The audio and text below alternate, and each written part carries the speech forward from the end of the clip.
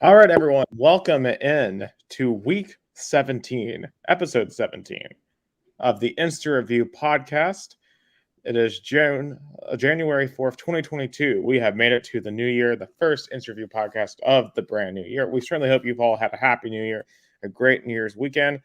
And now it's time to talk about the penultimate weekend of NFL football as we get ready for week 18, the first ever week 18 of NFL football, as we are ready to determine the playoff field, the 14 teams that will be fighting to get to Los Angeles to play for the Lombardi Trophy. I am your host, Nicholas Hill, joined by Leon Taryan, Conor Kennedy, and we will have a special guest here in just a couple of minutes. But Leon, Conor, how are y'all doing here in the brand new year of 2022? It's a good team win for the Bills on Sunday. Things are going to get really weird this next week for the playoffs. I'm really excited to see how it all plays out. Yeah, I didn't even bother watching the Giants game at all. I know they had over 100 yards on the ground rushing, but wow, what a struggle of the passing game. Really disappointing. Yeah, I actually attended my first ever NFL game this past Sunday. I've never been to one until Sunday. Went to the Dolphins versus the Titans, and obviously saw the Titans dominate a Miami Dolphins team that was on a 7-game winning streak. 34-3. It was very cold. It was sleeting throughout the parts of the game, which is kind of rare in Tennessee. We don't get a ton of winter weather down here, but we got it on Sunday, which is odd because it was 80 degrees the day before, and we had tornado warnings the day before. But hey, the weather changes super quickly down here in the South, and but what doesn't change is the consistency and the tenacity of the Tennessee Titans, as thanks to the Cincinnati Bengals win over the Kansas City Chiefs, the Tennessee Titans are 1 win away from taking the number 1 seed in the AFC. Obviously, nothing's a guarantee. Of course, the Titans lost to the Texans a couple of weeks ago. But the fact that they're even in this scenario, considering they've played over 90 players this year due to all kinds of injuries and COVID situations, just an incredible accomplishment for the Titans to be in this position, and we'll see if they're able to pull it off. While we're waiting on our guest here, I'm going to pull up a kind of a picture here that's really interesting in terms of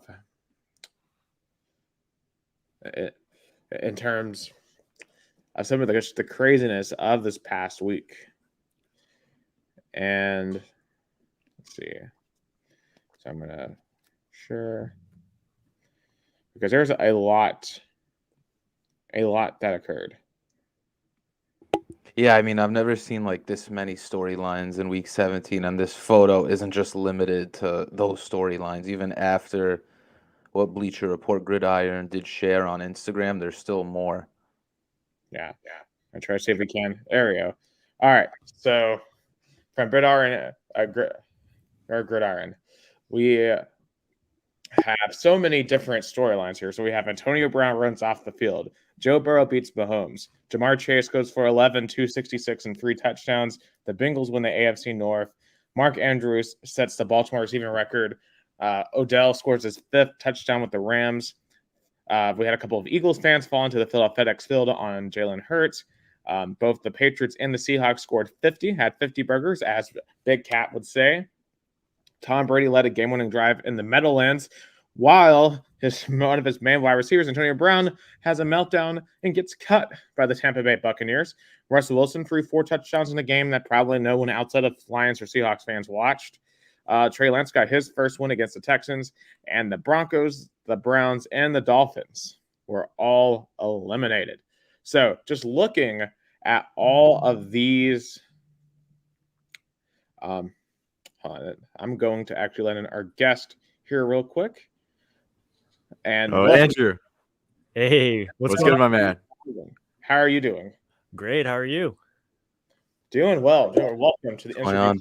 You're actually the first guest we've had here on the show. Well, I'm so happy to be here. And, Conor, it's nice to see you not in my alter element. I don't know if I told you guys how I met him, but it was at a Monday night game, the Monday night game, most recent one, and I had fun. I'll put it like that. So, so when I met him, I was like, "Hey, man, what's going on?" Yeah, that was hilarious, man. But yeah, definitely terrible game for us, but at least we won at tailgating as per usual. So, Of course. You know, for those who don't know, our guest, his name's Andrew. He's one half of the Wandering Buffalo podcast. I've been listening to it for a while.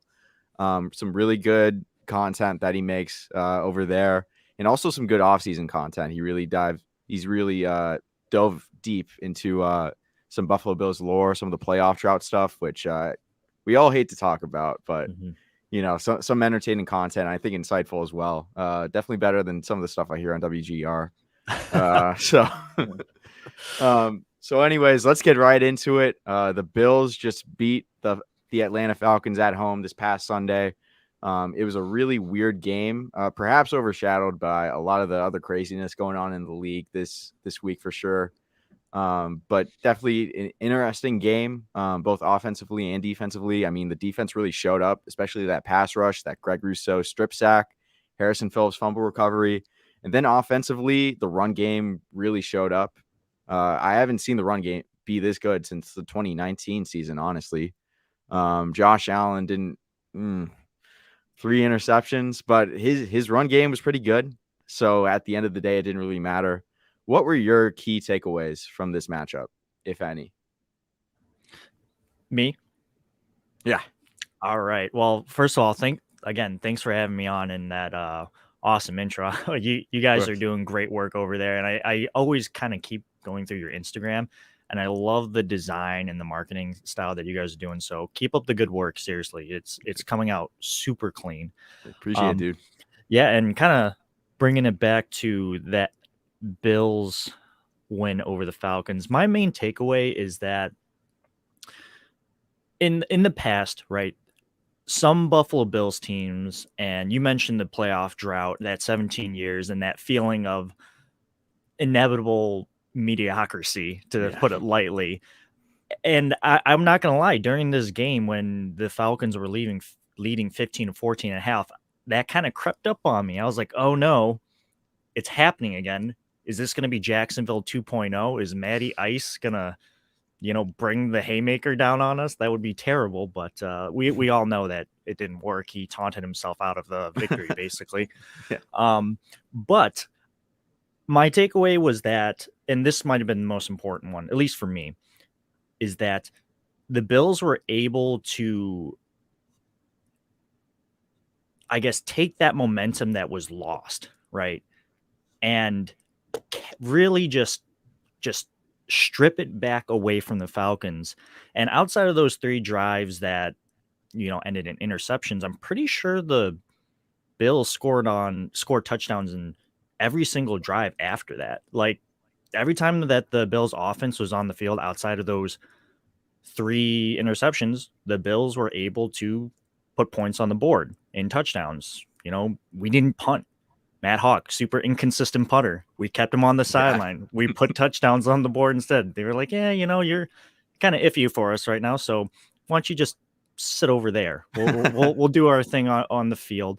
And it worked. So I really love the fact that Josh Allen, the passer, wasn't doing so hot, which is such a weird thing, because I thought we were past this kind of game from him. But, something like this might happen. But I liked how Brian Daboll was able to drive into the skid and say, well, if that's not working, the rush offense has got to be the answer. And the Falcons knew it was coming, but they couldn't do anything to stop it. It was almost like how the Bills knew the Patriots are going to run the football on them on Monday night, but the Bills really didn't have any super strong answers, or when they played against the Colts, they didn't have enough answers for it. And it's kind of nice being on the other side of that, knowing that we're going to run the ball at you, but you're not going to be able to do anything about it. Definitely. And I think that part of the game was especially encouraging as a Bills fan, considering how McDermott's been trying to beef up that run game. And really establish the run this past season. It hasn't worked too well. I mean, as we saw on that Monday night game, I mean, they tried to run it up the gut with Zach Moss how many times, and it ended up never working out. That was some Dick Duran level play calling, man. But it worked out for us this past Sunday. I mean, part of that I could also attest to the Atlanta Falcons run defense not being that great. But I think this is probably the best game Devin Singletary's arguably played in his entire career. I mean, 100 yards and 2 tuds. Like, hopefully that's some really good momentum that we can carry on to the playoffs. And obviously we are playing the New York Jets this Sunday afternoon. Hey, what's up, Oscar? Just want to give a shout out to our co-host, Oscar. He's battling COVID right now, so sadly he can't co-host with us, but we appreciate the support always, Oscar, and we can't wait to have you back next week. Yeah, can't wait to see you again, buddy. Feel better, Oscar. Yeah, get better, dude. Oh, yeah. Anyways, moving on. We are playing the New York Jets this next Sunday afternoon. As I said earlier, I don't feel like there's too much to say about it. We could blow it just like that Jaguars game, but I think the state of the team that we're at right now, I think we're pretty healthy. But it will be interesting to see how Zach Wilson fares against this Bills secondary and pass rush. But I kind of want to move on to the opponents that we'll face in the playoffs. We'll probably be able to win the AFC East. And there's a lot of interesting teams that are coming up in the AFC playoffs. I mean, the Bengals, I did not expect them to be in the playoffs whatsoever at the beginning of the season. I don't think any of us did. But they just locked up the AFC North. Obviously, the Titans are on a roll right now, somehow winning without Derrick Henry, and they're going to bring him back, within the playoffs, unless they lose out in the first round. But then again, they could lock up the 1 seed. And thank you to Nick Hill for bringing up this nice webpage detailing all the playoff teams in the AFC. The Chiefs just locked up the AFC West. They're on a run right now. Obviously, lost playing the Bengals, but I feel like they're a bit different than they were within the first month of the regular season. The Colts are on a run also. They could lose to the Jags and end up losing all of not clinching a playoff berth, which is not outside the realm of possibility, as Bills fans know. I think this playoff matchup is going to be interesting because I feel that the Bills and Patriots rivalry is the next biggest rivalry in the NFL, right? So if the Bills have home field advantage, I think this game would definitely be decided by a field goal or a touchdown. I see this being a close one because you have one of the best coaches of all time with the rookie quarterback and him bringing that level of expertise into the game. But you also have Josh Allen, who has playoff experience, but at the same time, this Bills team doesn't look as strong as it did last season. And with the performance against the Falcons, it could only worry you against the Patriots. What do you guys think?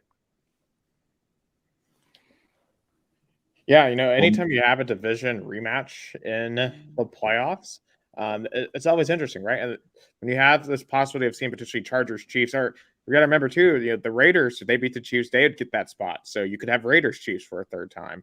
And there's a possibility that you could see a matchup like Colts, Titans again at some point. They say it's really hard to beat a team 3 times.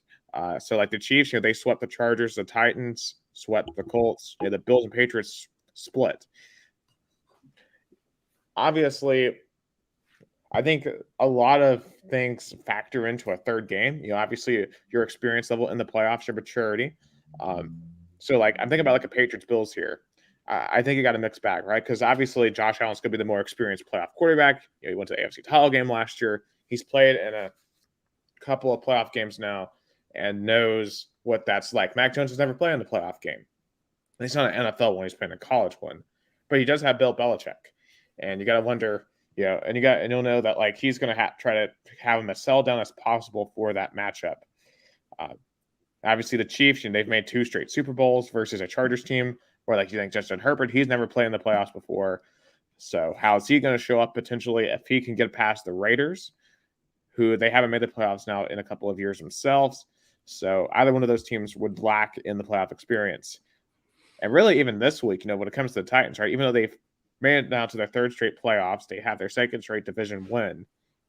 I'm really curious to see what their focus is like heading into Houston, because I know they got beat by Houston the first time around. So I think they're not going to take this team lightly because of that.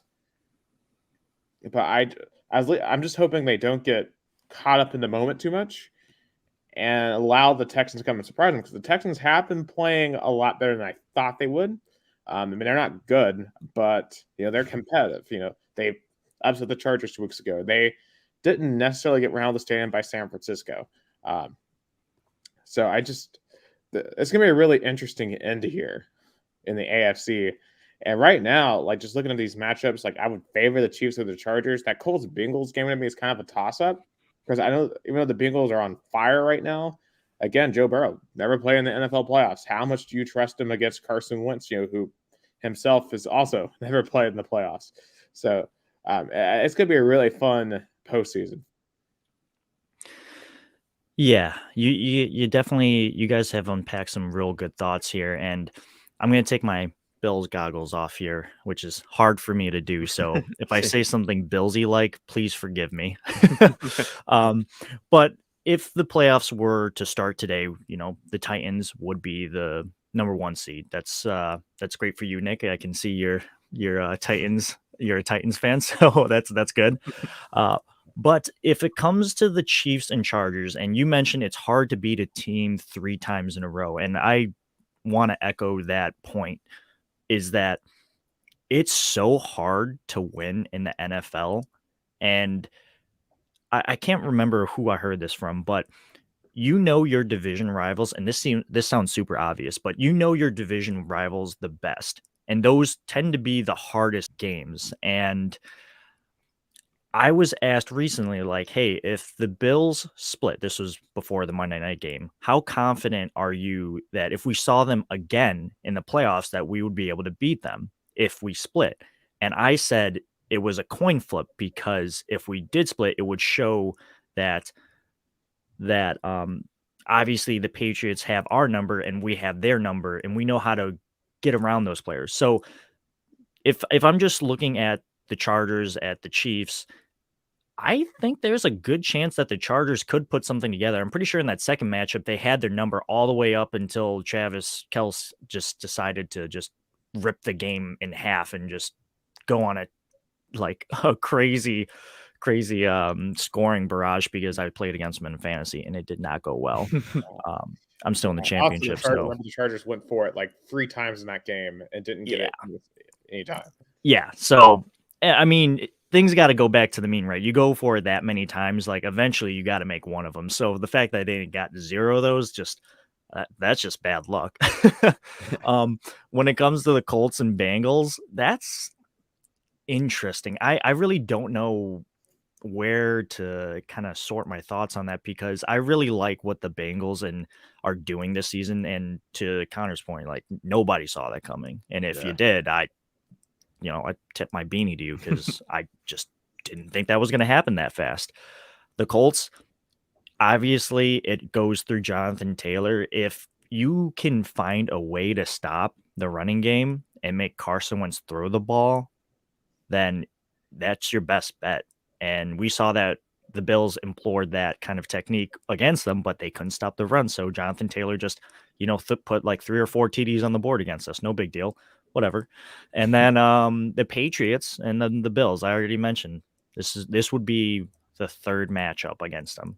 Kind of a coin flip to me. And if I'm putting my Bills goggles back on here, I kind of wish we were going to Gillette to play this game, because I feel like Josh Allen just plays well behind enemy lines. If that makes any sense whatsoever, he always delivers in those kind of games, at least from 30,000. I'll say this as a neutral, as a fan, as someone who's not a Bills fan, his performance recently at the Patriots on the day after Christmas was the most impressed I've ever been with him. Like, that was the most poised he had looked to me. Just the way he continued to move the ball down the field, the way he kept his offense going, despite all the the answers that the Patriots had with Damian Harris. That was easily the most impressed I've been with Josh Allen after a performance. Mm-hmm. Yeah, I mean, not to over compliment Josh on that performance as a Bills fan, but that might be the best performance I've seen of Josh Allen, as Nick was saying. I mean, I think the pass protection definitely helped quite a bit. That was probably the best performance that I had seen from our offensive line that whole season, honestly. But like even when they'd falter and there'd be like free rushers like right at Josh Allen's head, and like he was able to kind of maneuver himself around and either like make a play on his feet or just throw the ball like straight to Diggs or Knox. Like I don't know. I feel like he's our generation's answer to Elway. If he can put everything together, have a good game, at least mentally. We didn't see that, this past Sunday, but of course he can make plays on his feet, like I said earlier. So that didn't really matter too much. But going back to this Bills-Patriots matchup, I definitely would rather see us play in Gillette than at Highmark Stadium. I think the weather like really impacted Bill Belichick's game plan quite a bit. Obviously, it made more of a focus on running the ball. That's not necessarily the Bills' strong suit. Meanwhile, the Patriots always have like at least a solid run game to support their offense. And one of the Bills' weaknesses this season is their run defense, so that hurt us quite a bit. And we even saw that within their second matchup. I mean, of course, they trusted Mac Jones a bit more because the weather was better. That ended up biting them in the ass. Meanwhile, Damian Harris still ended up running for like over 100 yards and I think like 2 or 3 touchdowns. So that's something that I am a bit worried about, considering the Bills' playoff chances and their chance to hopefully make some progress on last season. So that is a big worry that I have. Do you have any kind of second thoughts about the Bills going into these playoffs, Andrew, and their chances, any weaknesses that you see on this roster, any certain aspects of them? Well, yeah, I definitely do, but I think Leon was about to jump in with a comment. So if you want to go in there real quick before I go on my tangent. Yeah, my bad, Leon. I think for this game, I've brought this up before. I think if the Patriots are going to make it far in the playoffs, Jones is going to have to start throwing for some serious yards. I don't think he could get bailed out by the 150 yards passing, 200, 250 yards passing. He's going to have to throw for some serious yardage if they want to make it deep in the playoffs, because I could think that the Bills would probably blitz more. That's what I'm predicting for this playoff matchup, that they're going to send the house more on defense to try to stop the run, to force him to challenge the secondary. But to be honest, I don't seem that optimistic for the Bills' chances to win against the Patriots, because it sounds kind of bold, but I think the Patriots or Colts right now I would see in the Super Bowl. I don't even see the Chiefs making the Super Bowl, to be honest, because they don't seem as strong this year. But Mac Jones is going to have to play even better than he does in the regular season if they want to win. Go ahead, Andrew. Right. What was the original question again, Connor? Sorry, I'm blanking out. Oh, you're all good. Is there any weaknesses about this Bills team that you're personally worried about going into the playoffs? There it is. The weaknesses. So earlier today I recorded my podcast for the preview game against the Jets, and I have actually the whole team stats right in front of me right now. So I have that benefit, and I'll just kind of run through these stats, and you guys can kind of give your reaction. But the obvious weakness of this team will show its ugly head right now. So in terms of offense, the Bills have the 5th total offense going into week 18. They're 10th passing offense, 6th rushing offense, which is kind of crazy to think about if you follow the Bills, because you're just like, the Bills running the ball, they're 6th. Like, that just doesn't sound right? Yeah. we can't even figure out if we want Devin Singletary or running back by committee. You take Josh Allen out there because he's the leading rusher for most of the times, and I guess that kind of, when all that stuff kind of comes together, you get 6th total rushing offense. So that was a little interesting to me. So I'll put an asterisk next to that as a strength. And then the defense, we all know, overall number 1, passing number 1, defense against the rush 19th. That's been the Achilles heel, right? We saw that get exposed a couple of times, and throughout this year, again against the Colts, Damian Harris like torched us in that Monday night game. And to your point, Connor, he also did it again the second time we played the Patriots. He had 2 touchdowns on the ground, went over 100 yards. Like, I wouldn't say that's a good job containing the run game, because that just seems to be a reoccurring theme for this Buffalo Bills defense, defensive issues. And then what comes to special teams, this is pretty interesting, because I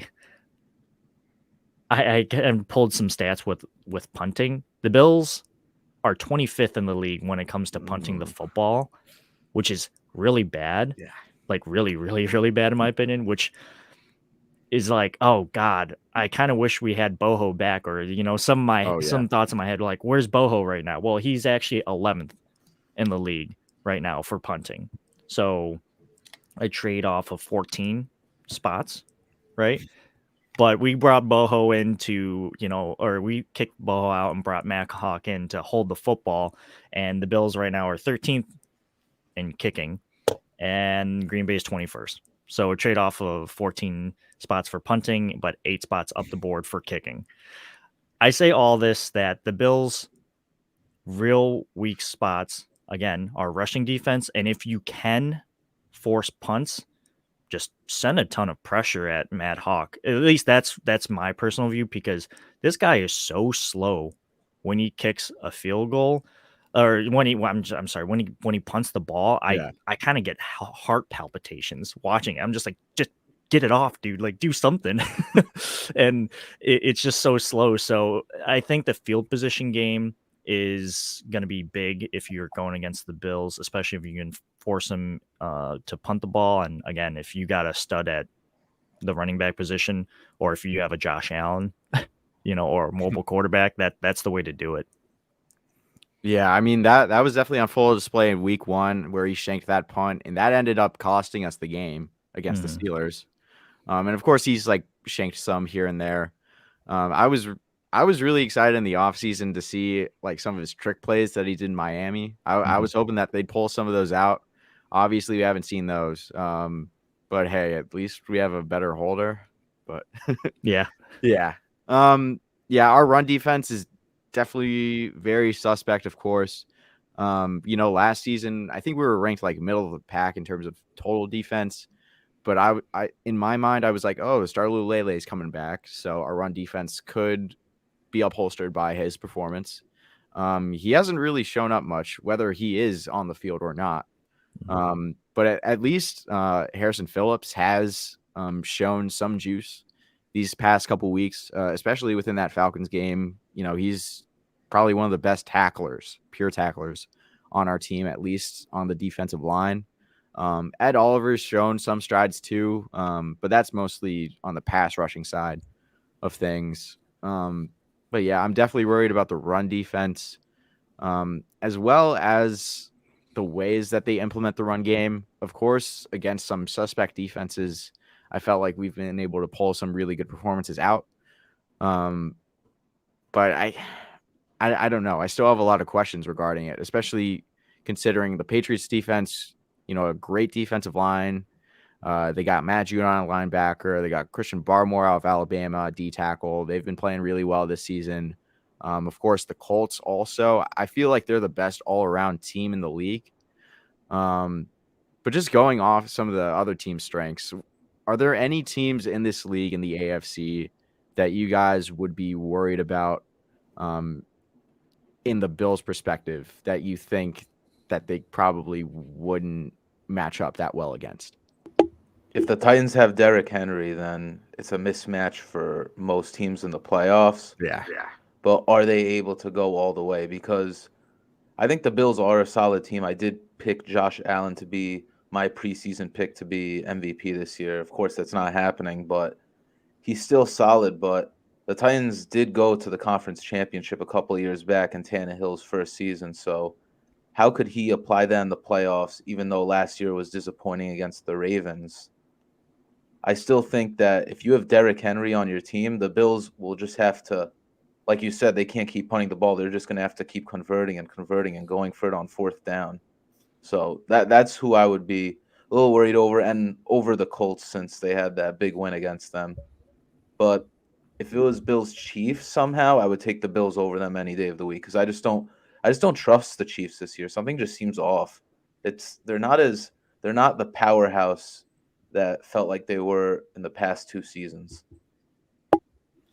Yeah, I would say the same too. That I think the Colts and the Titans, but obviously just taking off like my homer glasses, the Bills Titans was a very even game. Went back and forth throughout the entire night, and the Bills were 4th down away from really having a shot of winning that game there at the end. So, if the two met again in Nashville, I would expect it to go down to the wire once again. I do think if the Colts went to the Bills, I don't think the Colts would blow the Bills out again. I think that was an anomalous performance. I think that would be a very tight game. And just looking at the remainder of the playoff picture here, I would still take the Chiefs, considering that the Chiefs would be hosting an Arrowhead more than likely. I think it'd be a lot closer than last year's AFC title game because, as you said, Leon, I don't think the Chiefs are anywhere near as good. Obviously, their defense has been up and down throughout the year. I mean, they've been a lot better in the second half. But the other day they got totally blown up by Joe Burrow and Jamar Chase. They couldn't do anything to stop that connection. And speaking of the Bengals, the Bills-Bengals right now would be a really interesting matchup because right now the Bengals would host that. I think I would pick the Bills just because I would trust them more because you don't know, as I said earlier, what the Bengals bring in the playoffs. But it would be an interesting game. And obviously, as we saw, if the Patriots and Bills have a really bad weather game in Western New York, which is very possible in January, what's stopping Bill Belichick from rolling out we're only going to pass a 2-time strategy again and try to beat the Bills again like that? I don't know if they're going to be able to do that again because even with that strategy, the Bills had numerous opportunities to win that football game. They just weren't able to convert inside the red zone. So I think if they played that game again, I think the Bills would come out on top. It's clear to me the Bills are the better team this year. It's just in that particular game, the Patriots executed their game plan perfectly, where the Bills weren't able to execute perfectly. I think you said it very well there, Nick. The Patriots executed, and the Bills didn't. They shot themselves in the foot so many times because I'm pretty sure they were in the red zone 4 times during that game and that had a really good starting average throughout the entirety of the game. And at the end of the day, Sean McDermott is unfamously, I should say, if that's not even a word, but he's well known in the Patriots community at this season for saying, let's not make this more of a Bill Belichick thing than it really is. And if I take my goggles off again, like that's not what you want to say. Like that just doesn't come off that great. But putting them back on, I understand where he's coming from because he flushed out his thoughts saying like we were in the red zone like 4 times and they were only in there twice. And you tell me that before the game, I'm feeling pretty good about my chances. And he's right. But as we know, the Bills just didn't execute. Things weren't going the way that they should. And when they found out like, hey, Josh Allen can throw in this weather, it was a little too late. And it is what it is. And then we had to wait 2 weeks before we played them again in Foxborough. But who would I not want to face and I being the Buffalo Bills, not want to face against in the playoffs?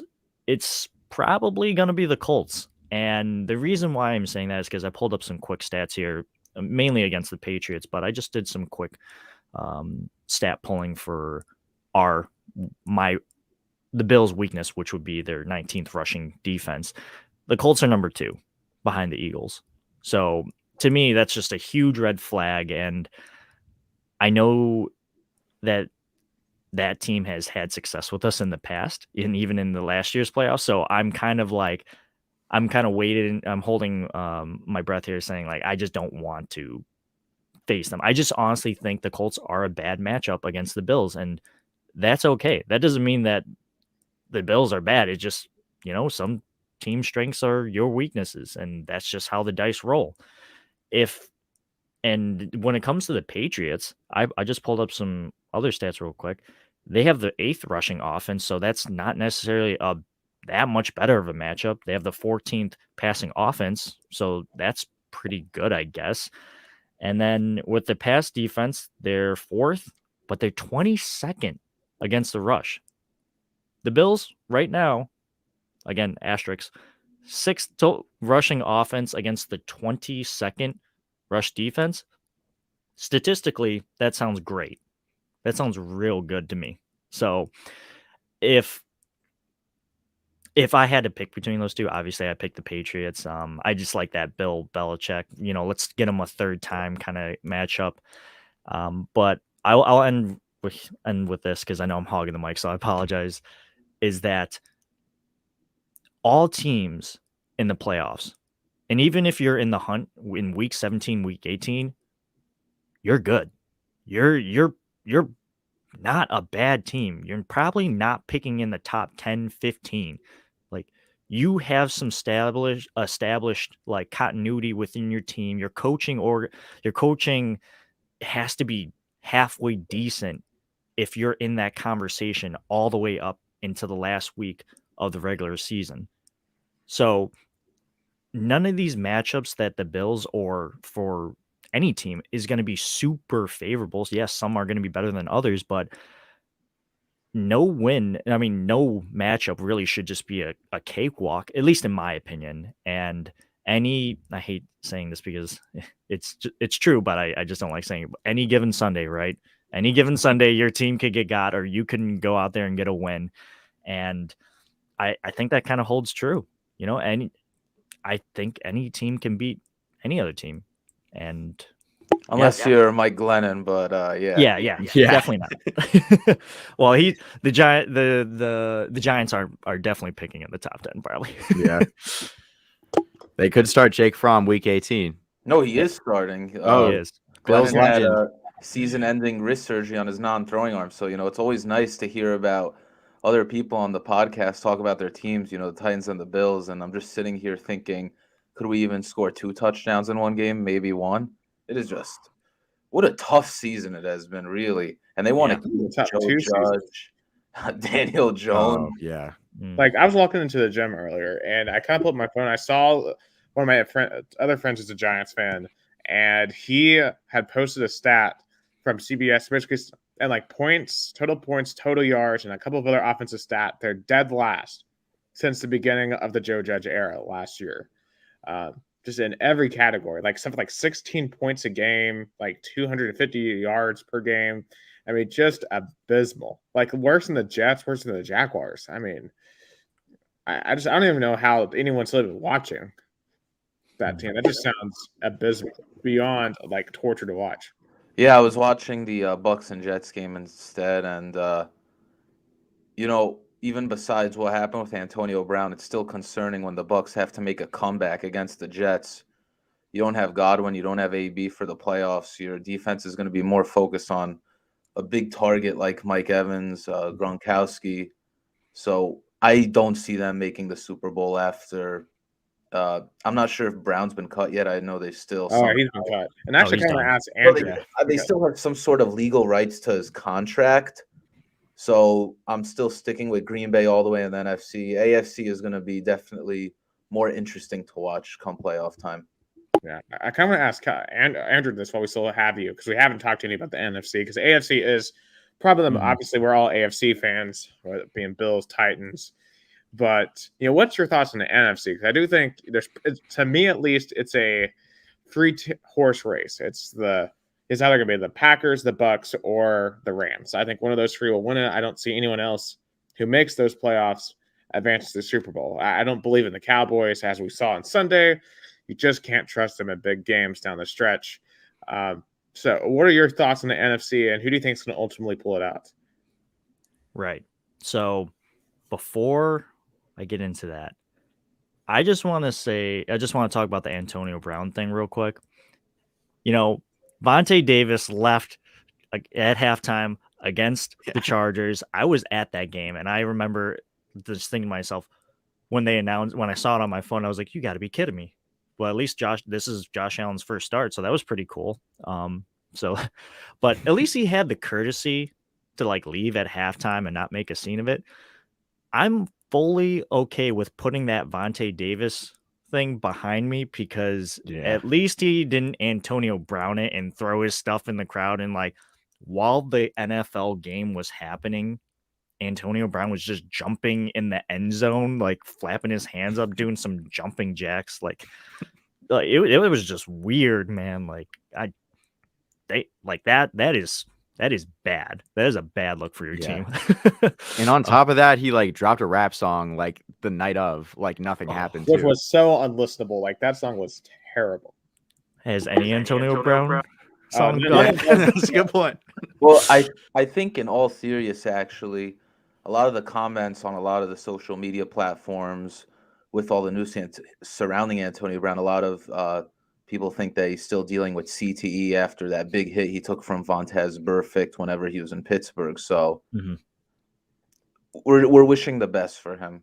I don't think he plays again in the NFL, to be honest, but somehow I think because I saw the Bucks still haven't officially cut him, even though Bruce Arians said he's not a Buck anymore. So they sort of still have legal rights to his contract, but I don't see them bringing him back for any sort of Super Bowl run because he gets this second chance with Brady, and this happened. So just hoping the best moving forward for him. Yeah, you're definitely right. I obviously these are people at the end of the day with ordinary, well, maybe not so ordinary lives like compared to us, but these are people. They have feelings. They, live day to day, much like you and I. They just have access to more resources and stuff, mainly funds. And I, obviously we wish the best. I never want to see someone's like health decline. I've been around people who literally scream at TVs and go like, break his leg. I hate this team so much, and just get so angry. And I just think to myself, like, I can't sign up for that, man. Like I'm watching a literally 11 grown men wear tights, throw a pigskin around. Like, yeah, that's cool and all, but at the end of the day, I can't control anything that happens there. And you got to accept the outcome, whatever it may be, because you're not doing anything to improve the game. And all you can really wish is that people just stay healthy, and regardless of their uniform, because if you really wish ill health because of a logo on the side of someone's helmet, then you're kind of a bad person, in my opinion. Right. It's about every level of football. Like I'm from Tennessee, right? So I'm in the middle of SEC country, and college football fans are probably even worse about that, because there's just such intense rivalries. Like I went to UT, so I'm a big Vol. So obviously we play like Alabama, Georgia, Florida. Like those games are just intense, and sometimes people say stuff they don't really mean, and you just got to remember that, especially in those cases, those are 18 to 22-year-olds who are not really getting paid. Now I know there's NIL and stuff now, but it's a little different than the NFL, just in terms of the fact that these guys, if they get injured, that they may not have a career in the future. And then too, like on Antonio Brown, we have to remember he's only 33 years old. Like if things go well for him, he still hasn't lived half of his life yet, hopefully. Yeah. And if he can get the help he can get now, he can go on and have a wildly successful life after football. Because football for most people is only a tiny fraction of what they actually go on to do. So I don't want to see him end up being like a Junior Seau or a Vincent Jackson and have an early untimely death because he didn't get the help that he needed. And obviously we're still trying to understand everything that goes into CTE and football related trauma. But hopefully the science catches up far enough, fast enough to where he's able to get the help that he needs to be productive and to have just a good life. Because his football career might be over, but that shouldn't be where we stop caring about Antonio Brown, the person, because I do think that there's a lot of good he can still do in his life. And I'm curious to see what his next ventures are. And I think part of that is hopefully he maybe gets out of the public spotlight and is able to do that work off the public eye. Yeah, well said, man. And I guess, transitioning from that to your original question was, who do I see out of the NFC really making a push? So who's in the playoffs right now? Well, if it ended today, right? It's the Cowboys, the Eagles, Packers, Tampa, Rams, Cardinals. Am I missing anyone? 49ers. 49ers lose and Saints win, then the Saints are in. Okay, so it's 49ers or Saints. Yeah. Okay, so disregard those two because I just don't see anything happening with them. No disrespect to those teams. I don't really trust the Cardinals, to be honest. I remember when they were going on this hot start, and again, no disrespect to any of these teams that I'm talking about right now. I'm just a stupid Bills fan, and I'm not an expert. I don't claim to be an expert, but this is just my gut reaction from a 30,000 foot view. I don't really trust the Cardinals, and they started off hot, but after that, they just kind of been up and down, and pretty kind of inconsistent, really. And I understand Kyler Murray was kind of in and out, but if your team's that good, you should be able to go at least 500 with that. And well, it just kind of seems like they were on a losing skid for a little bit. The Rams, they traded for all these pieces. When they're playing at their highest level, they're damn near impossible to stop. But they have too many. They have so much star power on that team. It's like stars and scrubs. If you can kind of block those stars out just a little bit and attack the other parts, like they're just super susceptible to game plans if you can game plan around those game wreckers. The Bucks, you guys mentioned it earlier. AB's not there, so all they have is Mike Evans, Perriman, Brady, Grayson, Gronk, which, in back in the day, if I just said Gronk, like that should be enough, with Tom Brady. But, and they got playoff Lenny. Playoff Lenny is a different cut of thread than regular season Lenny. So that's it's hard for me to say I'm going to write off Tom Brady because that just sounds ludicrous to me. As much as I dislike him as a person, I love him as a player, or I respect him as a player, I should say. I don't love him as a player. The Packers look really good, but I don't know what it is. They haven't gone to the Super Bowl since like 2011, right?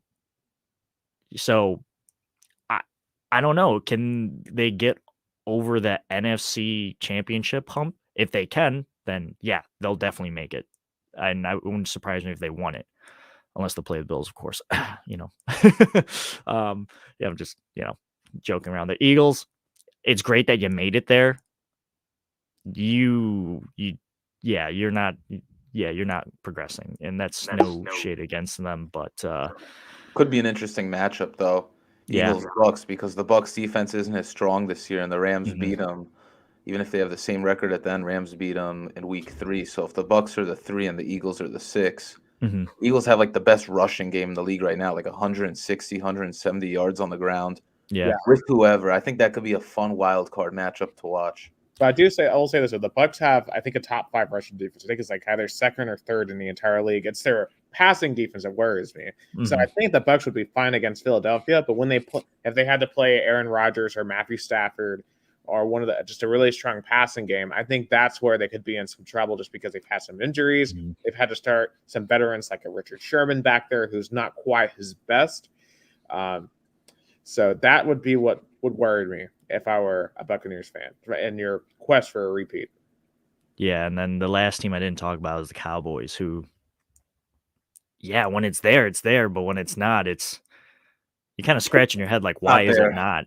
Like, why is this team not there? I remember I have a buddy who's a huge Eagles fan, and we were watching the opening game of them against the Bucks, and I remember them listing off their starters, and I just looked at him and was like, on paper, this should be a pretty good team, and they kind of are, right? They're 11-5. I don't know who's the number 1 seed. It's the Packers, right? They're the number 1 seed. Yeah, so I don't know if this is it seems like low hanging fruit, but I would pick the Packers to kind of go all the way to the championship game and the Super Bowl. But I guess outside of that, it's got to be the Cowboys or maybe the Bucks. I don't really know. I think you're muted, Connor. You're muted, Connor. Thank you for letting me know that.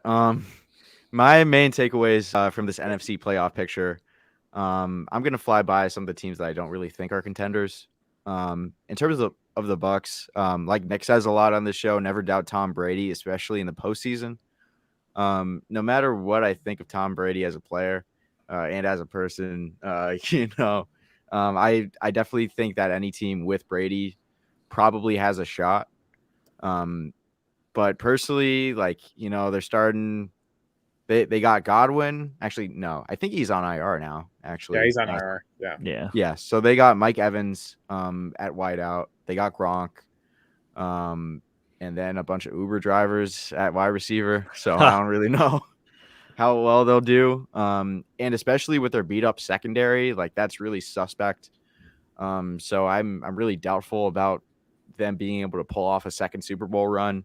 The Cowboys, I feel like one of their biggest weaknesses, in my opinion, is their coach. As we all know, Mike McCarthy, he spent a lot of time in Green Bay. He did help them win a Super Bowl championship about 11 years ago now with Aaron Rodgers. But I've always kind of felt like he was carried by his talent.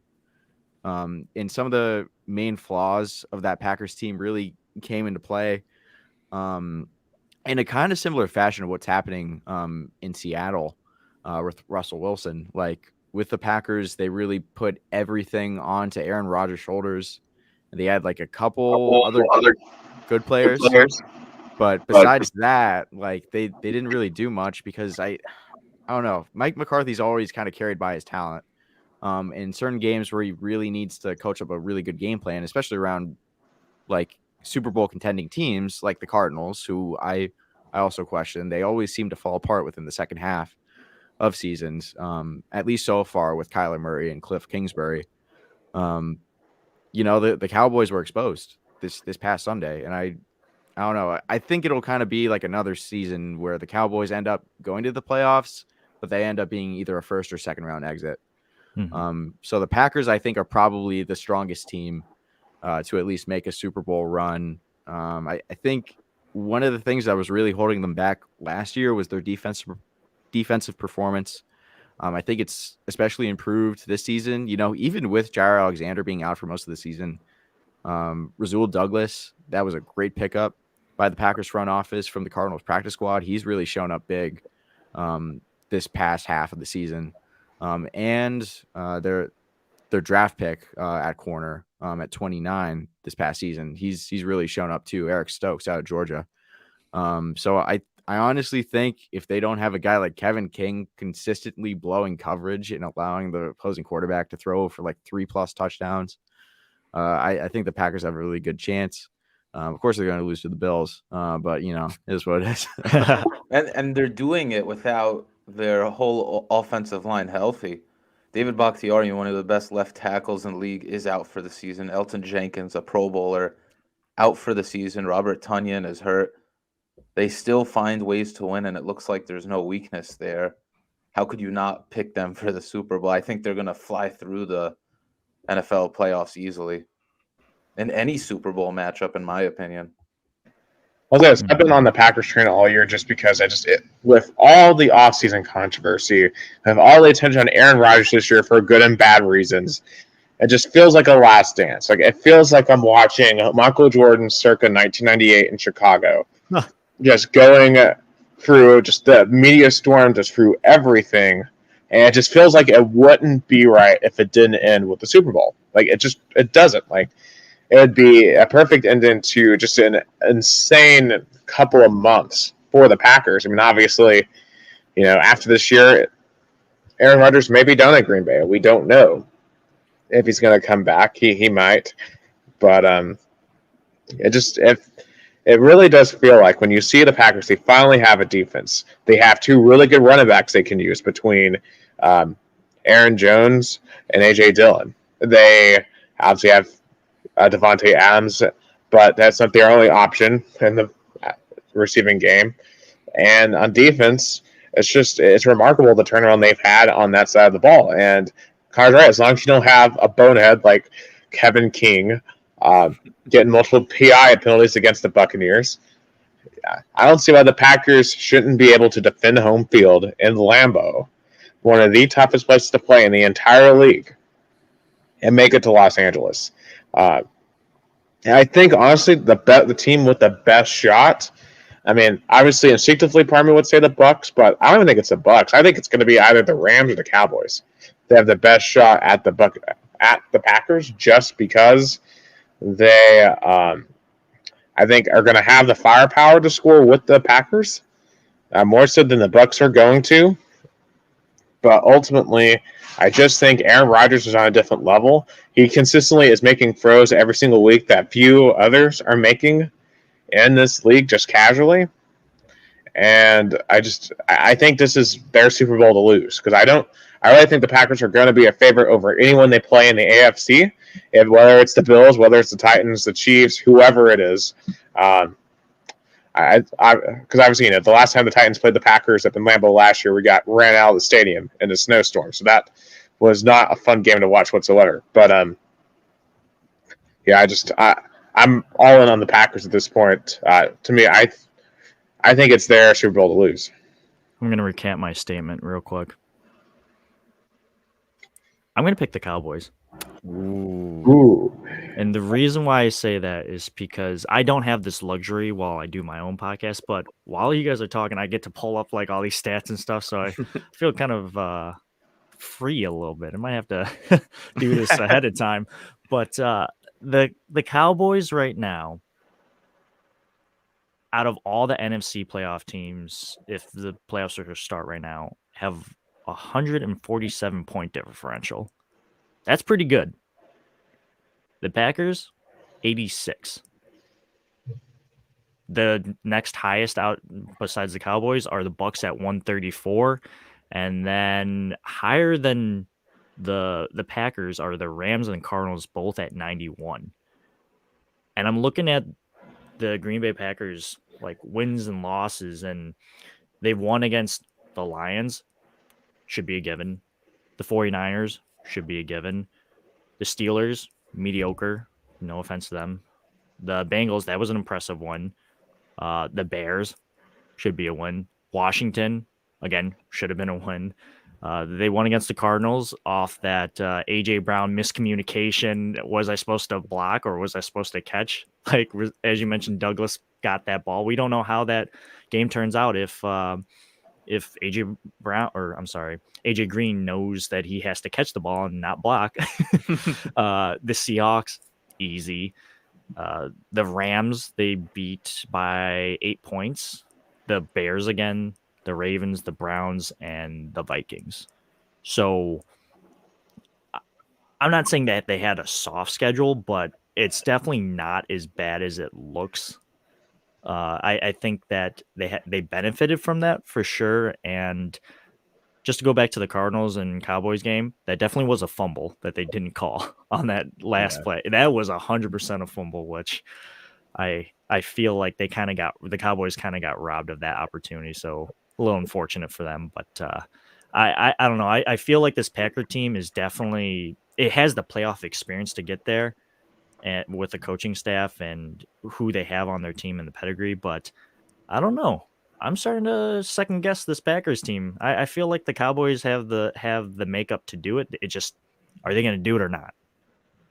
But I feel like there are little flaws within the Cowboys in terms of consistency. Ezekiel Elliott is not what he once was. The Cowboys did not beat the Bucks or the Cardinals, higher tier teams. They even got almost shut out by Denver for 3 quarters. And then this past game, I noticed A.J. Green was running circles around Trayvon Diggs.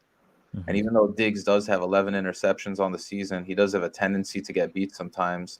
And whether Murray overthrew that ball to Green or whether if he didn't, I know that Green had a nice game, whether Murray connected on those passes or didn't. But there needs to be more consistency there for them to win the Super Bowl. So I'm not on the hype train of the Cowboys. I can't be as a Giants fan. I have to stick with the Packers. I just have to. And I think if the Cardinals meet with the Cowboys again in the playoffs, that would be another interesting and close matchup.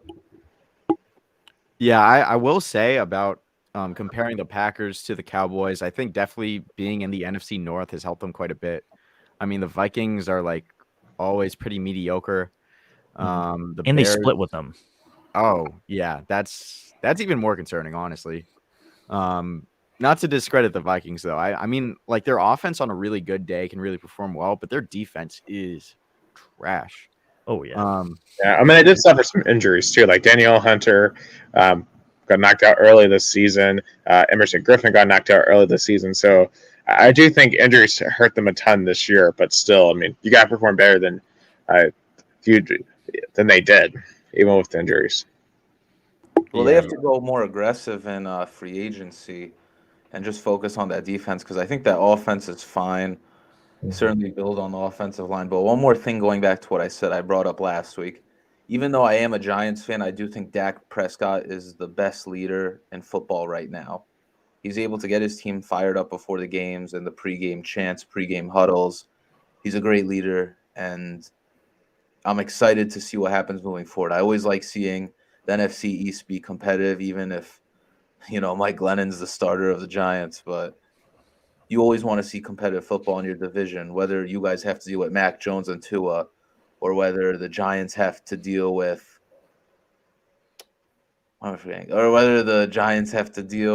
for some reason I'm forgetting my division. Eagles, Washington. Jalen Hurts, Dak Prescott. Who knows if Taylor Heineke stays there, but I always enjoy competition. Fitzmagic. Yeah. I hope he gets another year. I really do. Somewhere. Yeah, for sure. And I gotta disagree with you just slightly. I think the best leader of football got out of his position a little too early this season. That's Urban Meyer, man. Man of Oh man, Urban Meyer. that guy. Number one. He can really put a kick in his team when they need the motivation. Yeah, the Jaguars just parted ways with this man too soon. He didn't put enough out there. I wanted them to keep him forever. It would have been 2-3 wins for eternity.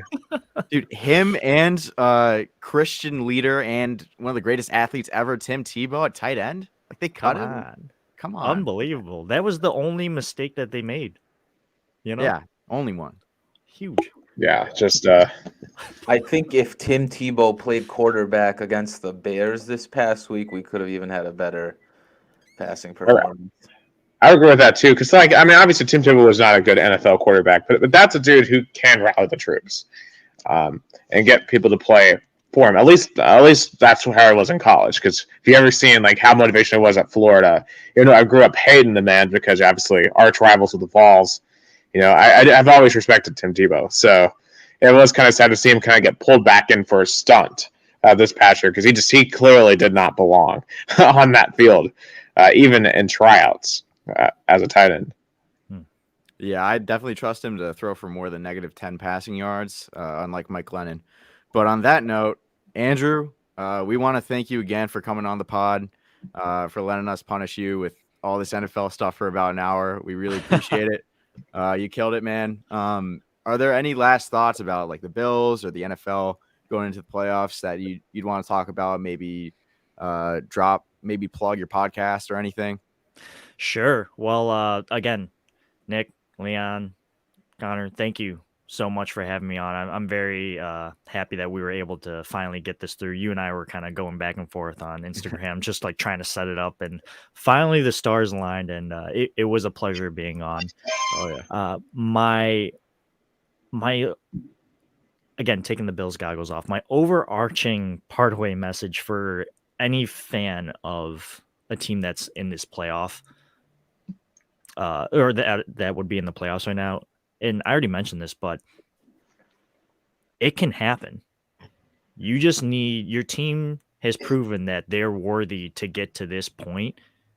And every team, because injuries, COVID, and other circumstances, whether that be personal issues, the Calvin Ridley, for example, for the Falcons, like that stuff doesn't just happen to your franchise. That stuff happens around the league and around the world. Like your team was able to overcome those obstacles and get to the dance. You got to be happy that you're in the dance, but are you going to go dancing, or are you just going to be like that? Is this going to be like middle school dance and where you're the guys on one side and the girls on the other? Because I was for sure one of those guys that just standed like far on the side, just like, don't look at me. But I'll quote one of my favorite podcasters, and that's Joe Marino of Locked On Bills. either your team's going to do it or they don't. And if they don't, it's not that big of a deal because 31 teams end in disappointment. It's okay if your team doesn't win the Super Bowl. The fact that you got there means that your team's doing something right. So that's got to be encouraging. I'm a half glass kind of full kind of person.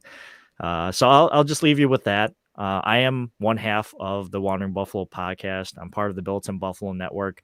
My other co-host, he's Jay Gods. We 22. You can find him on Twitter and most social media. You can find me on social media and Twitter, not at Entree 3000. I'm not sure why that popped up right there. So, a little joke there, but you can find me at Two Changs. But appreciate you guys having me on, and I hope everyone enjoys the rest of their night. And go your teams, because I can't say go Bills to end this. Go Bills. Go Bills. But yeah, thanks again, man. Come on whenever. Hopefully, if you're at these next 2 games, I'll probably see you. So hopefully we'll see you in a grass lot. Hey, absolutely. And I got to come and tailgate with y'all at some point because it just looks like a riot. Yes, I am going to hold back the range just a little more the next time I go. That was quite the experience, I'll say that. Thanks, man. Take care.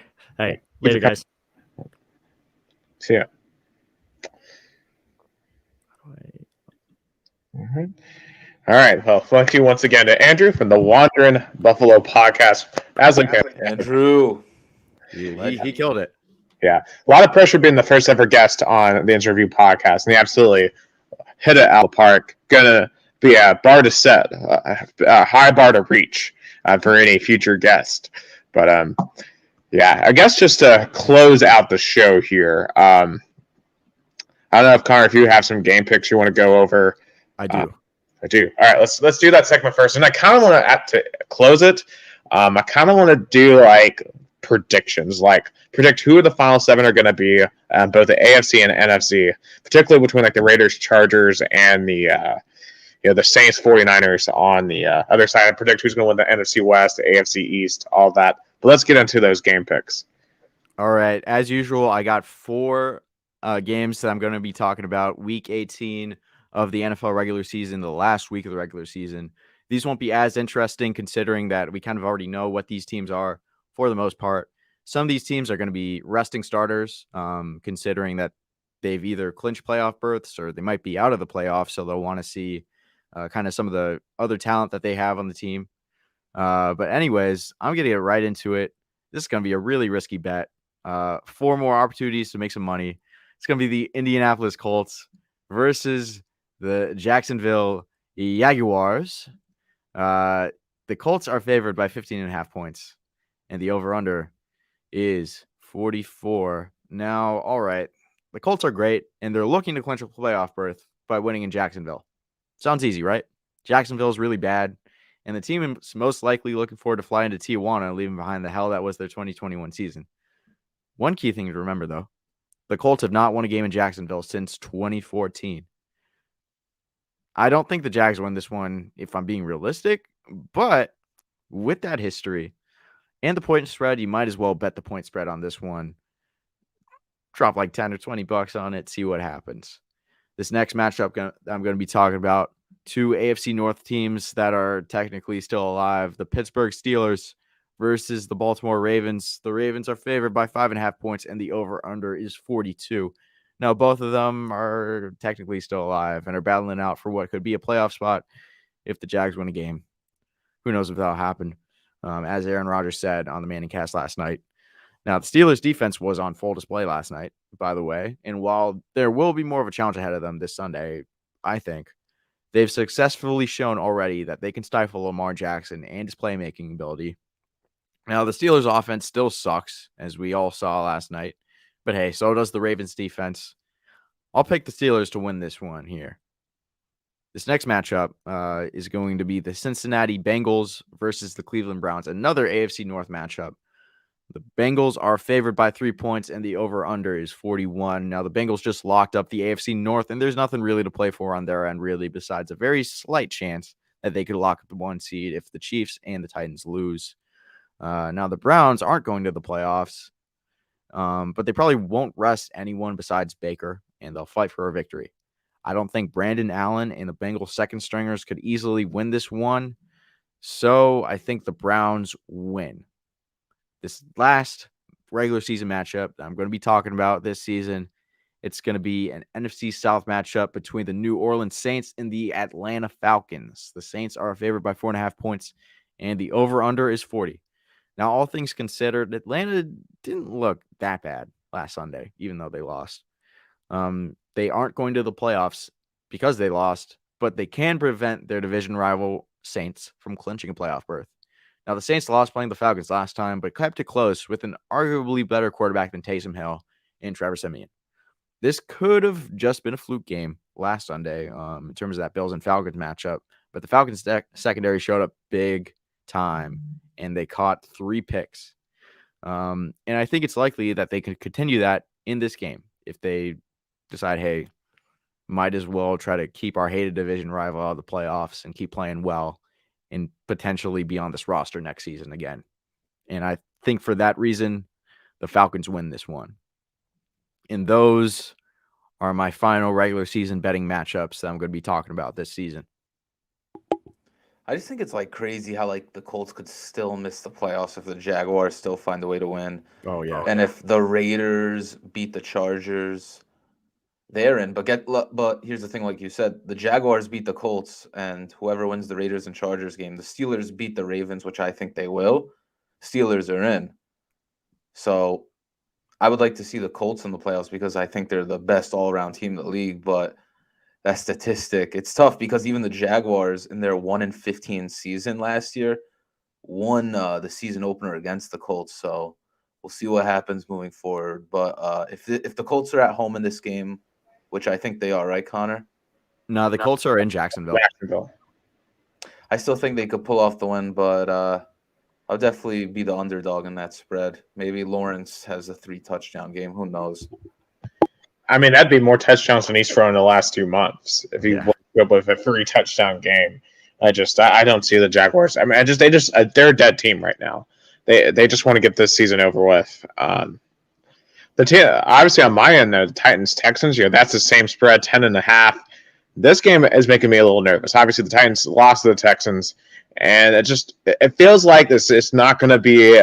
The Texans aren't just going to lay over the Titans win the 1 seed, especially considering that the Chiefs win on Saturday against the Broncos, which I think they will.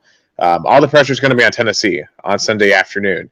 Would either of you play Texans plus 10.5? Because I feel like if I were a neutral fan, I would seriously consider it, because it feels like the Texans are going to throw the kitchen sink at the Titans and force them to earn that 1 seed. I definitely consider it, but the thing that would really steer me away towards it is the fact that A.J. Brown will be playing in this game. Mm-hmm. From what I remember, I don't think he did. Oh, he did. He did not. Right. And he really showed up big time in that Titans-Niners game a couple weeks ago. So I think that he could really be an X factor. Of course, honestly, I think the Texans secondary might be better than it was last season. Like last season, they only caught like 3 picks. Yeah. This season, I don't know the number. This week as well. So we should actually finally have both of our star receivers on the field at once for like the 4th time this season, which is incredible. I mean, I think that Julio Jones has definitely lost his juice from his time in Atlanta, but at the same time, like in the limited amount of time that he's spent playing as a Titan, I've seen him like make some really amazing catches. So he could be a factor, but I think A.J. Brown's definitely that X receiver for the Titans, and I think Tannehill is going to try his best to pick apart this Texan secondary and really target Brown, no matter what. And I think that'll really help him quite a bit. You know, it's so interesting how Davis Mills has performed better than most rookie starting quarterbacks. Yeah. Besides Mac Jones and maybe Justin Fields, Mills has been better than Lawrence. I think Mills has been better than Wilson. He has this, I think, gunslinger mentality, I'd say, in my opinion. He doesn't mind throwing it deep, and he has connected. I think Brandon Cooks is one of the most underrated players this season in terms of how he's benefited in Houston. There are targets on that team, and I think they're going to try the Davis Mills experiment heading into next season. Yeah, and I think the best thing, if you're a Texans fan, he's only thrown 10 interceptions. Like, he has more touchdowns than interceptions. But if you look at Trevor Lawrence, that's not the case for him. I don't know off the top of my head, but I know Lawrence has more interceptions than touchdowns. Yeah, he has 17 interceptions to only 10 touchdowns. Like, Davis Mills has more touchdown passes and less interceptions. So Davis Mills is doing a better job moving the football and taking care of the football, which is encouraging because for a rookie quarterback, they're always going to throw some interceptions because they're rookies.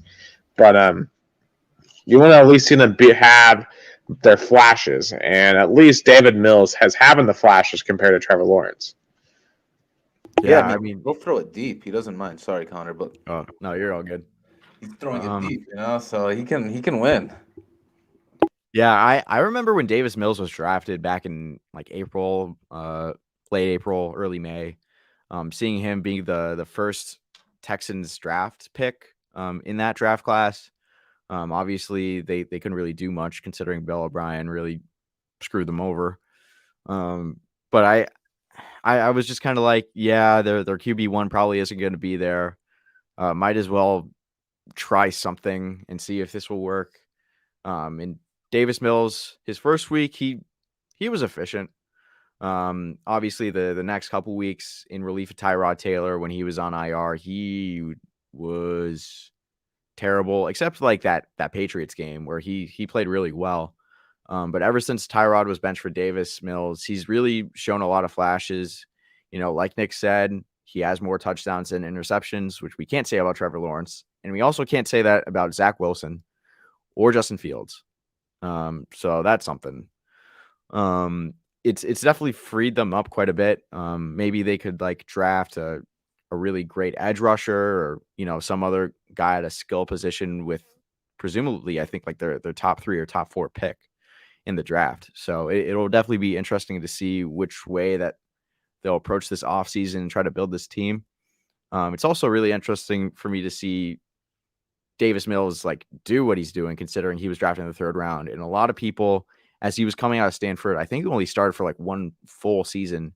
And a lot of people were kind of viewing him as not as like Deshaun Kaiser, but in the sense that Deshaun Kaiser like might have been better if he waited a year and, continued playing college football for another year before he went to the draft. A lot of people felt the same way about Davis Mills, but Davis Mills has been proving a lot of people wrong. And I'm really interested in seeing how he can, help be the leader of that Texans offense come next season, especially in year 2 for David Culley. Not exactly a highly sought after coaching prospect, at least in terms of the head coaching position.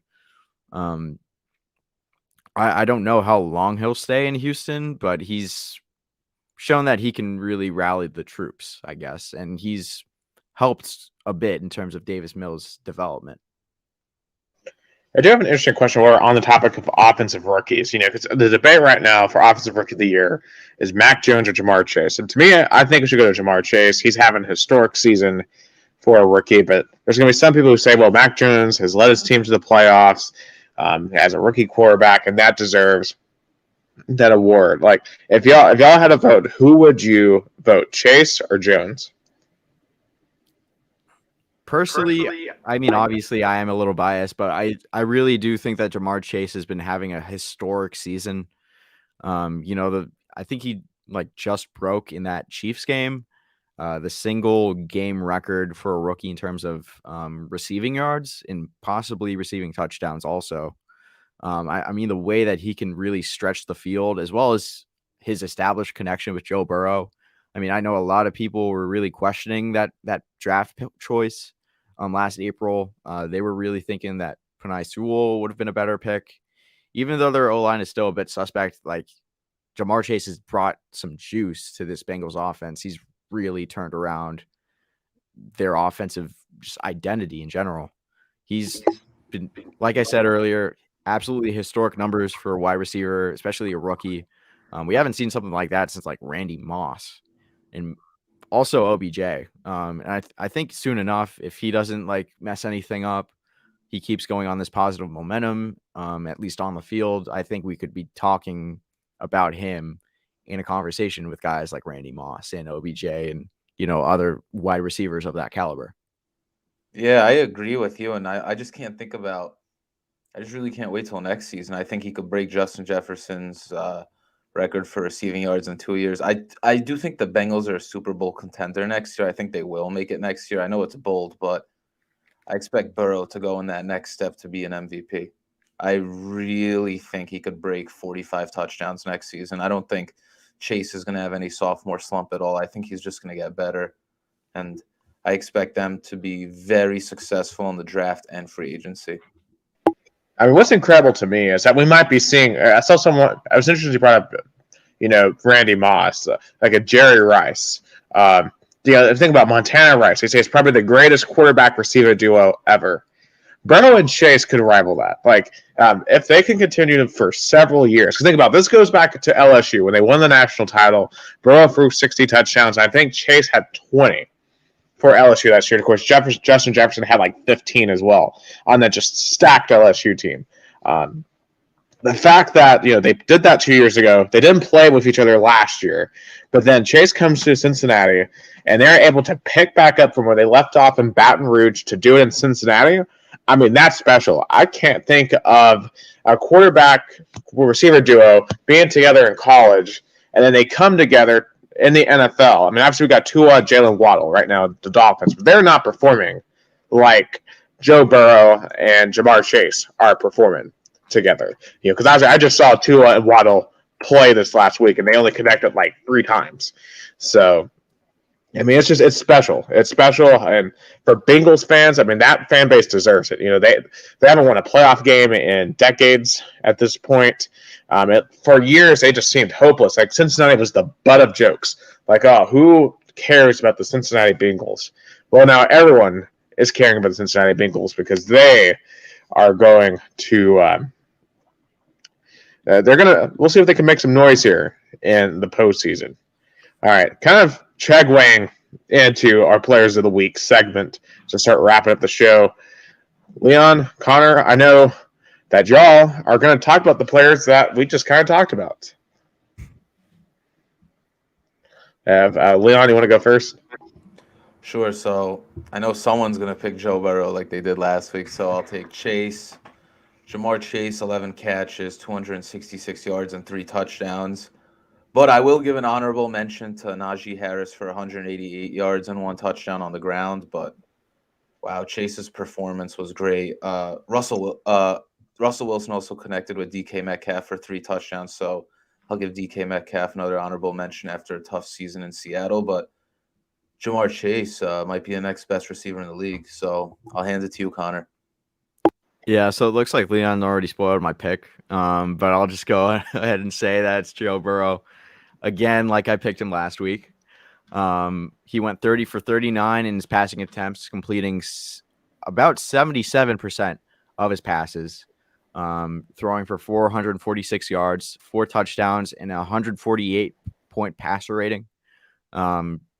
Obviously, his connection with Jamar Chase, like we've said earlier, cannot be understated whatsoever. But I think his chemistry with T. Higgins and Tyler Boyd has really improved this season as well. I'd say Joe Burrow right now is kind of on the same tier as like a Josh Allen or a Justin Herbert, in my opinion. They're kind of like borderline elite.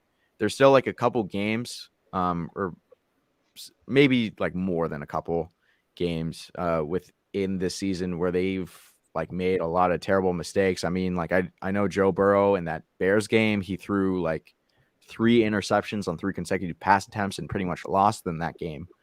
But you look at him these past couple weeks, he's just been playing like an MVP. And I mean, of course, I don't think he'll win that award this year, but I think that he could be a sneaky contender for the MVP award next season. And if he keeps improving quite a bit, I think we could start talking about him in the same realm as a guy like Patrick Mahomes or Aaron Rodgers. Yeah, a lot of potential with just the Bengals offense, as I previously mentioned. So I'm going to kind of go in a weird direction here. So for Player of the Week, in terms of performance, I'm going to shout out 2 guys. Rashad Penny for the Seahawks, 25 carries, 170 yards, 2 touchdowns. And Amon-Ra St. Brown, 8 catches, 111 yards, and a touchdown catch in that shootout in Seattle. Obviously not a game that really matters in the grand scheme of things, but those two guys are showing out, especially Rashad Penny. He's been through a lot of injuries. So to see him finally starting to break out, we'll see if that's something that can carry over into next season. And maybe, it could help Russell Wilson decide to stay in Seattle. So that's something interesting to watch with the Seattle Seahawks. And Amon-Ra St. Brown, he's having to catch passes right now from Tim Boyle. But he's still balling out. So hopefully they can get him a quarterback there to really elevate his play because, obviously all the attention's on Jamar Chase and for good reason. But Amon-Ra St. Brown, what he's been doing here in the last month, he's probably the second best rookie wide receiver right now. Obviously with him being on the Lions, he's not going to get that same attention, but watch out for Amon-Ra St. Brown. He might be the next great Lions receiver. I'm not saying he's going to be Megatron, but I think he's going to be perhaps a stud for years to come. And the shot, even though he didn't play necessarily well, I got to talk about Big Ben here for a second. Ben Roethlisberger, he was 24 of 46, 123, a touchdown interception. Not player of the week numbers by any stretch of the imagination. Really just throwing the ball not more than 5-10 yards down the field. But, it was emotional to watch. Obviously, we sometimes crack jokes at him. It's expensive for good reason. But hey, he is a living legend. He is a 2-time Super Bowl winner. And he's always going to be in the hearts of Steelers fans. As we saw last night, one of my friends was there at the Pittsburgh game, and she was telling me about how just emotional that scene was. So, obviously, shout out to Big Ben. He'll probably play his final game this week. I don't see any way the Colts are going to lose to the Jaguars, so I seriously doubt he's going to play next week in the playoffs. But, obviously for Ben Roethlisberger, it's been an amazing career. And hopefully he's able to have a successful retirement and keep himself out of trouble and all that. Because obviously we want to remember him as the long-term successful quarterback of the Steelers. He'll probably be a Hall of Famer. Obviously, look at the stats and stuff. I think that's important. He has a 2-time Super Bowl winner for one of the most historic franchises. And at his peak, he was legitimately like a top 5-10 quarterback. I don't know if he was ever the greatest quarterback at any given time, but he certainly was in the conversation for top 5, top 10, like in the late 2000s, early 2010s, because he carried that franchise for a while, in my personal opinion. Just what are your reflections on the career of Ben Roethlisberger? I would say, we grew up with Ben Roethlisberger, and we grew up with all these QBs. Last season, Breeze and Rivers retired.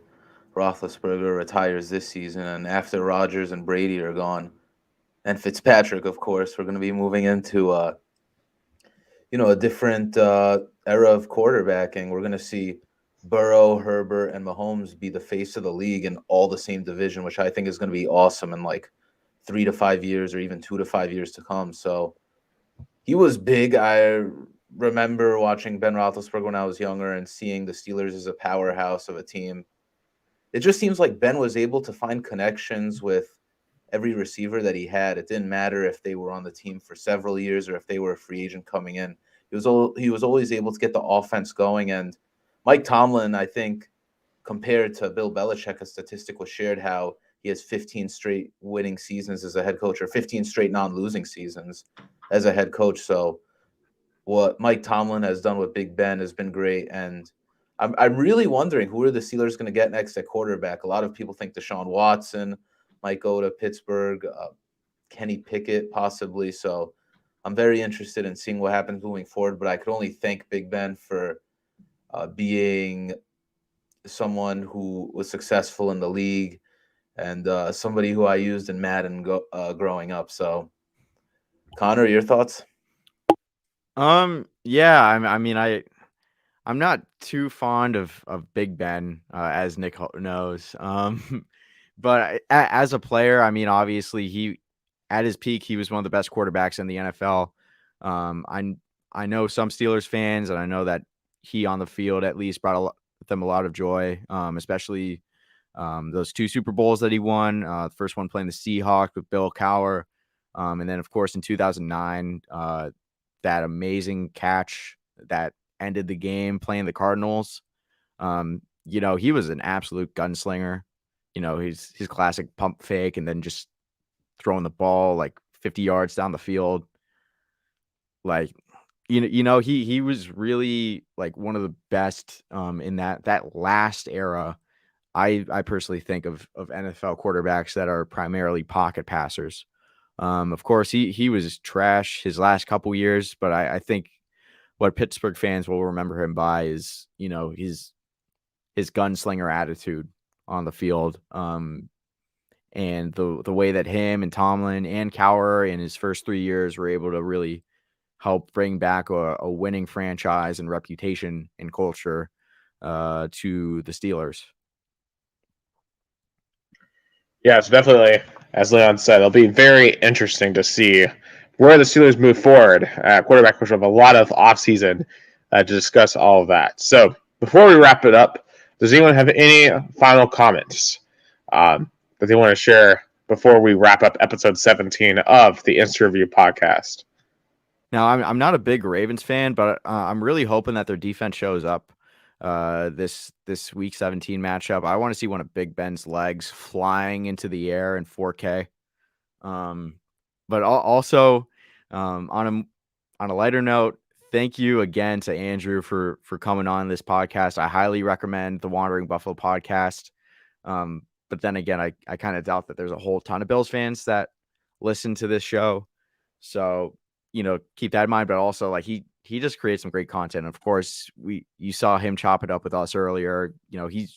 He really waxed poetic, not only about the Bills, just about the state of the NFL in general. He made some really great points and some great insight. And I hope to bring him back on soon.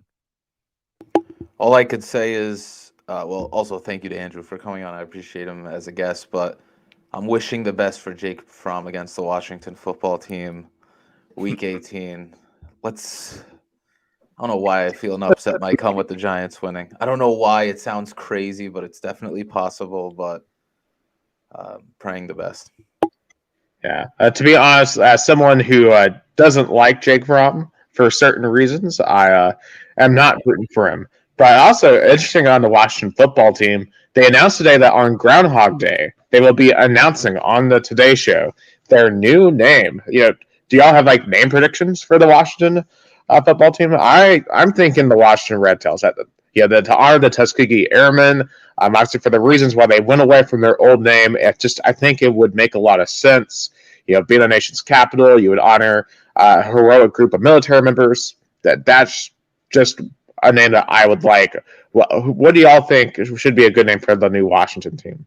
The Washington Leaky Pipes. That could be one. Yeah, Connor's always got the jokes. Dan's, honestly, though, he wouldn't go. I think he would approve that, honestly. Yeah. Maybe the Washington United. I think that sounds pretty cool. Oh, I actually have a serious one. The Washington Admirals would be a really cool name. I think they already claimed a domain page for like WashingtonAdmirals.com. Not that means that it will be the name, but I think that they were possibly considering that. I know that I think they like released a list of names. They've crossed a couple of them out since. Apparently there's a Quidditch team named the Washington Admirals, so that would be a potential issue if they were to go with that name, which would be such a Dan Schneider thing to not to check your T's, and check and cross your T's. Obviously, once again, thank you to Andrew for joining us. I guess my final thing that I want to say, I think Mike Vrabel, and I'm not just saying this because I'm a Titans fan, Mike Vrabel should be coach of the year, especially if they can close out the number 1 seed this week. Because the Titans, as I said earlier, they've played 94 different players this year due to injuries, due to COVID, due to just everything that's been ongoing. The Titans are a vastly different team than they were at the beginning of the year. But I saw them in person this past week, and I'll say this: if you've never been to an NFL game, absolutely go. You'll just be in awe of the pure talent that's on the field. Because obviously I've been to a ton of college football, but the speed difference between the NFL and college is just vastly different.